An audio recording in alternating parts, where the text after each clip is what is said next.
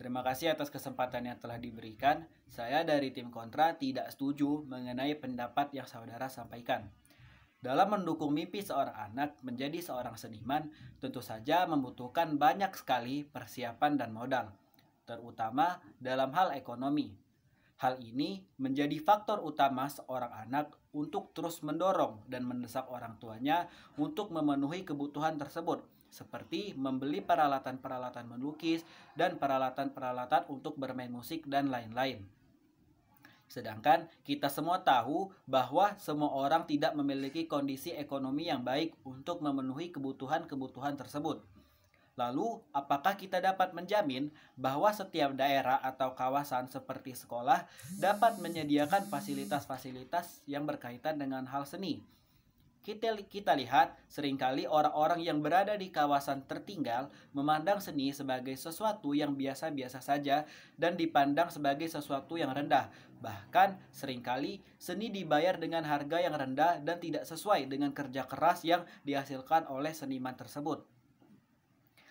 Ini menimbulkan stigma bahwa seni tidak dapat menjamin masa depan seorang anak serta menurunkan semangat anak ketika sudah menjadi seorang seniman.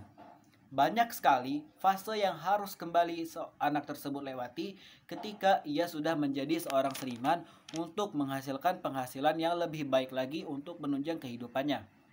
Lalu, mengenai pendapat saudara tentang hubungan orang tua dan anak yang berkaitan dengan kebahagiaan. Apakah ketika seorang anak sudah menjadi seorang seniman yang baik dapat menjamin hubungan orang tua dan anak tersebut?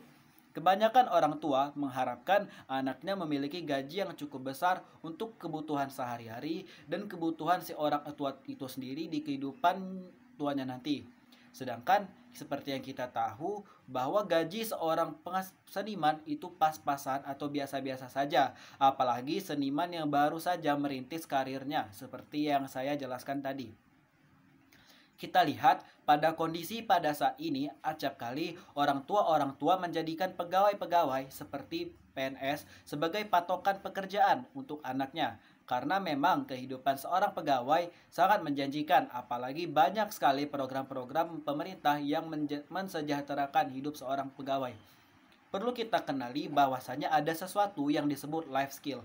Life skill adalah keterampilan hidup yang pasti dimiliki oleh seorang anak dan dapat berbentuk hard skill ataupun soft skill. Dan tentu saja seorang anak tidak hanya memiliki satu jenis life skill, namun banyak life skill. Jadi, ketika seorang anak tidak memiliki fasilitas yang cukup atau dorongan yang cukup dalam hal seni, ia memiliki banyak bakat-bakat yang lainnya yang tentu saja harus ia kembangkan agar dapat memiliki pekerjaan atau sesuatu yang lebih menjanjikan ia ketika di masa depan. Seperti halnya apabila seseorang anak memiliki bakat ataupun memiliki hobi dalam hal bersosialisasi dengan orang banyak, tentu saja pekerjaan sebagai seorang pegawai kantoran ataupun hal-hal lainnya dapat menjadi lebih cocok lagi untuk anak tersebut. Kembali saya akan menegaskan bahwa saya tidak setuju dengan pernyataan saudara.